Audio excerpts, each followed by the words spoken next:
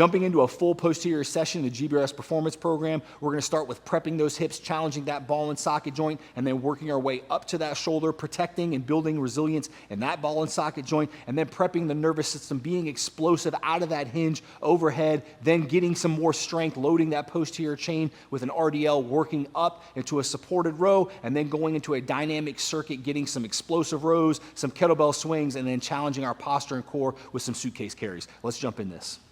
First movement we have here is a hip airplane. The big thing I'm looking for is polishing this ball and socket joint. So he has his femur that's locked in through that closed chain position. He's rooting that foot into the ground, and he's taking his pelvis and moving it around that fixed femur as much as possible. I think the key point here with hip airplanes is having a base of support. By him using the rack here as a point of support, he really can focus all that attention on opening and prying off this hip and then collapsing in, trying to close that angle, feel that tension, and go through this range of motion. While he's doing this though, he's maintaining that arch of his foot. He's establishing that good connection from his foot up into that hip. For me, I noticed a huge difference. If I keep that knee in a direct line, I can feel that adductor really turn on. Yeah. If I allow my knee to kind of drift over to donate that mobility, it doesn't engage for me. If I force it going straight into this line and then I open up, I can really feel all the tension inside of that. Well, think about the leverage you're creating. It's a great point. You're establishing that arch, driving that first metatarsal on the ground, good connection, and by maintaining that knee there, when you hold that position, it's like you're almost prying off, so that tissue is getting lengthened right there. Yep. I mean, you're talking 2 inches, man. If I let that knee drift off and I donate that mobility, it doesn't even engage for me personally. But if I keep that thing exactly where I want it to be, I keep it fixed in space, as soon as I get to this 50% mark, everything turns on, but I can feel it isolate my hips so much more. And now when I roll over, I can feel that piriformis, I can feel everything stretch. It's super nice, man. I mean, I probably add in a hip airplane 3-4 days a week. Even if it's not programmed, I knock them out. Yeah, if I don't even program it, I'll see you doing this. The key thing here is the base of support though. You're able to find that position and focus on that because you're not worried about balance. If you were worried about balance, you would just be kind of like, that knee would just be all over the place. By having that, you are locked in. Yeah, man. Great hip opener, man. So that's opening the hips. Now we're gonna move to prepping the shoulder. For this next movement, we got a shoulder arm bar. I want him to throw his leg over so we have some coordinated movements between his lower and upper half, and then he's gonna reach up to the ceiling. Let that shoulder blade sit back.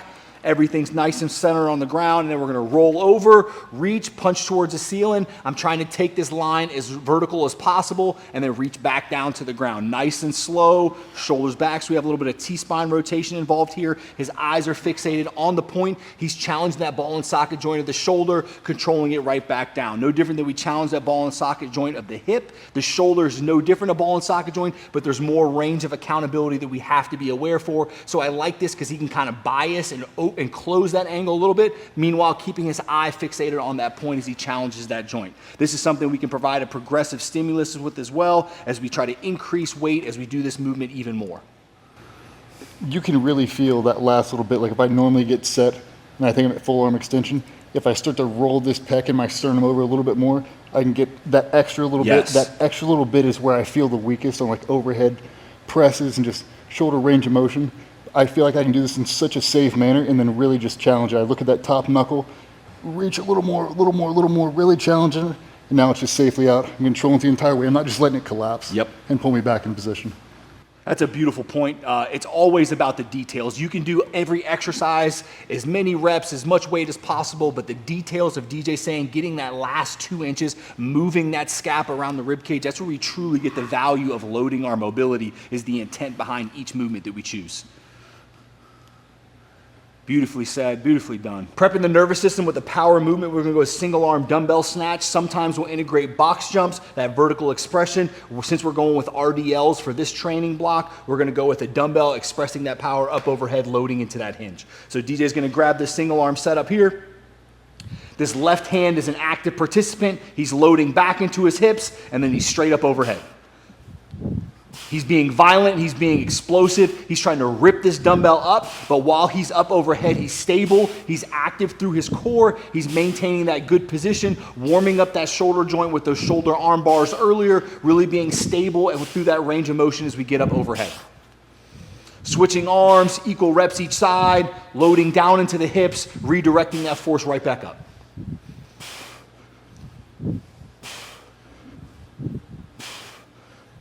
Beautiful.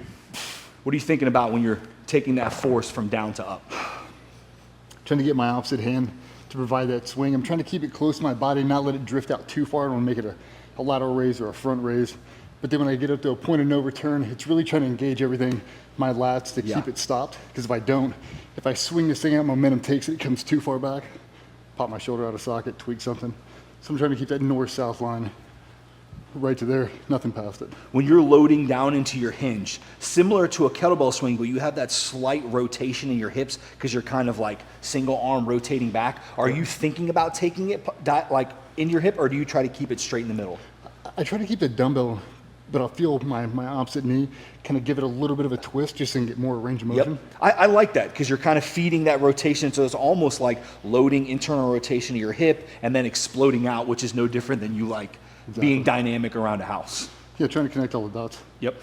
What's up, guys? DJ Shipley, retired Navy SEAL. Vernon Griffith, 2024 Tactical Strength and Conditioning Coach of the Year. I've dealt with more injuries and physical limitations than you can possibly imagine. Our 5-day program will get you out of pain, improve your mobility, strength, and power. This program is not just for operators, but don't take our word for it. The GBRS program has been life-changing. It's helped me be consistent, and it's been an asset to my weight loss. I've never been in better shape in my life. We have thousands of success stories. There's no reason you can't be the next. Start today with a free 7-day trial. Prep the nervous system through that hinge pattern. Now we're going to go with more of a strength input with an RDL. This is the block we're in, not really pulling from the floor, but keeping that tension on the hamstrings the whole time. I mean, you've been telling me ever since we've been getting back into heavy RDLs about how much sore your hamstrings are. Dude, we knock them out on Monday, and by the time we get to Thursday for like a full leg day, I'm like, brother, I am still sore, man. Yeah. And it's like, but once you build them up a couple, 3 weeks of tolerance or whatever it is, really become accustomed to them. We'll take a couple weeks off. And as soon as we go back, I feel like I can isolate and focus so much more on the hamstring. Yes. You build that connection with them. Dude, I'm a sucker for an RDL now that I actually know how to do them, not just relying on my entire lower back. I feel like I can put all the emphasis on my hamstrings, but it took me, I feel like a very long time to be able to do that with the right coaching stuff. But yeah, I mean, all right, let's set up. DJ, big emphasis what he was talking about, keeping that tension. So he's about a little bit narrower than shoulder width, whatever feels natural for your English that you want. Both an overhand grip, that pronated hand grip, grab down to the bar. Safely pick the bar up from the ground, active core, nice and tight.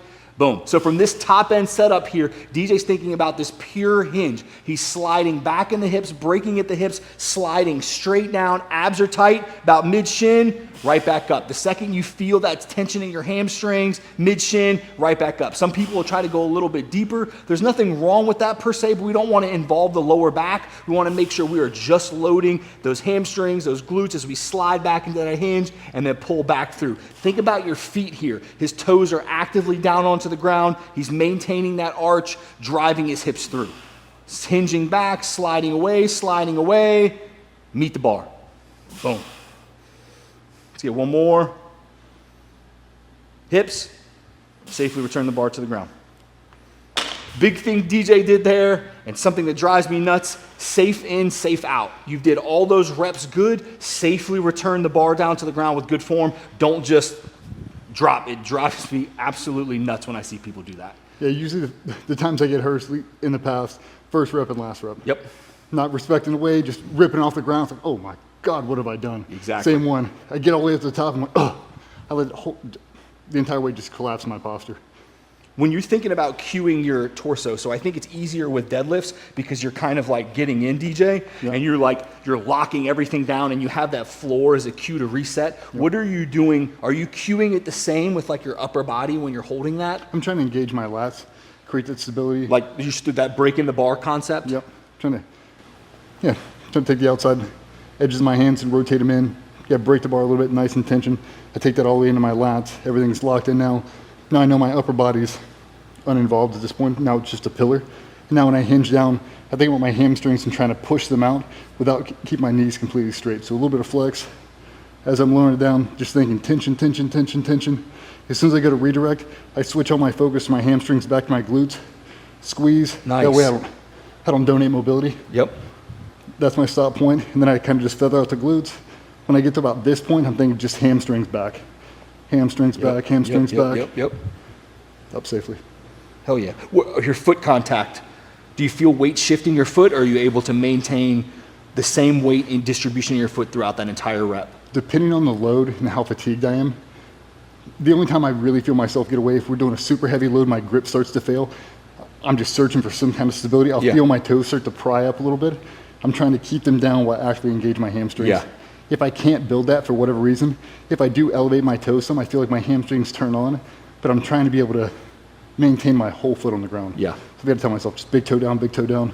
It's kind of like an opposite thought process. You're going back, but then it's like stay forward. Yeah. So it's like trying to find the middle ground between the two. And then my head position, where I'm actually looking, really matters for me. Where are you on an RDL? Probably 4 to 6 feet out in front of me, maybe 8 feet would be the farthest. Different from a regular deadlift, or? Pretty much the same, but if my focus gets away from my hamstrings, I bring my point of focus in further to keep my head positioned down more.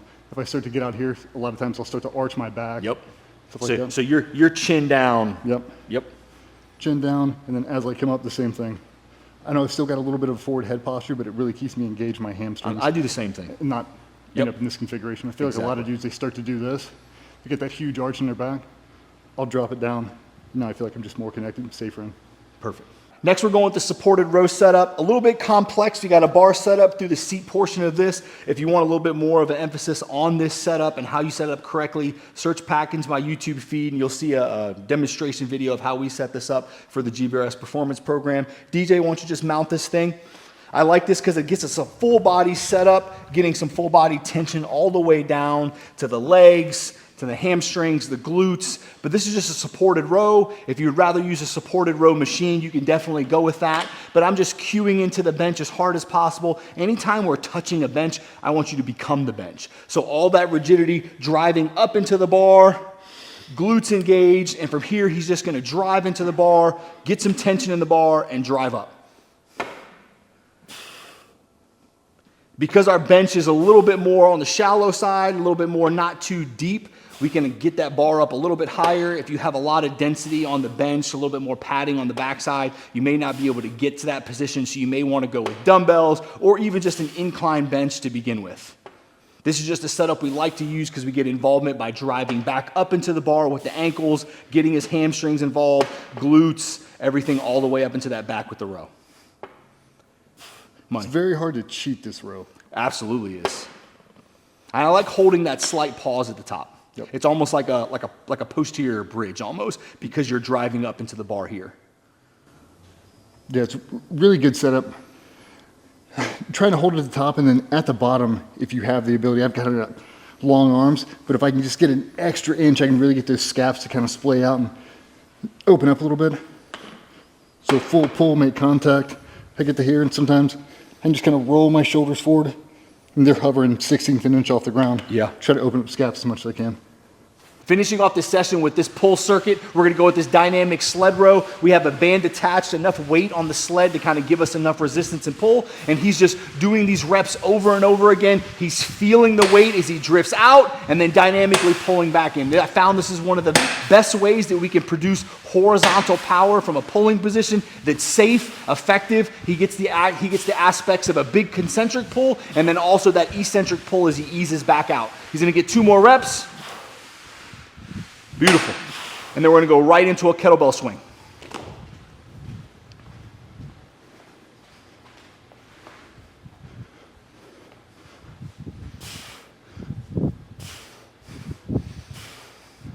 With this kettlebell swing, we have that opposite approach. We had it pulling back on us. Now we're getting it away from us. He's loading back into the hips, into that hinge, and then expressing that power up. He's got good active participant with his feet, keeping his feet down into the ground, cueing into it, loading back into the hips, expressing that hip extension, driving up and out on the way through. Get 2 more reps. Beautiful. Sit it down. Now we're gonna go straight into the carries.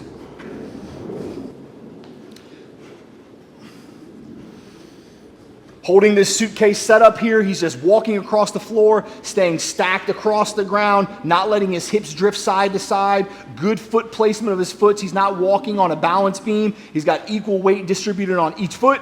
Switch hands, good posture, controlling our breath, working across the floor. Minimal rest between these as we try to maintain this arousal, this stress that's building throughout all these movements, involving our posture here from those fatiguing movements beforehand. Sit down. How you feel? Good. Are you able when you're expressing all that power max and now this fatigue position, I really like being able to express all that power with control and now hold your posture, control your breath. Gotta be able to control the breath. For me, it's a little bit of a challenge right now with the stomach situation going on, but as long as I keep it fluid, just keep it moving. Not bracing, not really trying to compress it down, but just in and out. Nice, easy pace. Good though. That's a full posterior session in the Gbrs Performance Program. If you have any interest, we have a 7-day free trial. Definitely come check it out. The message board, the community is the best part of the whole program, the encouragement that goes there. You won't regret it, man. See you guys in the gym.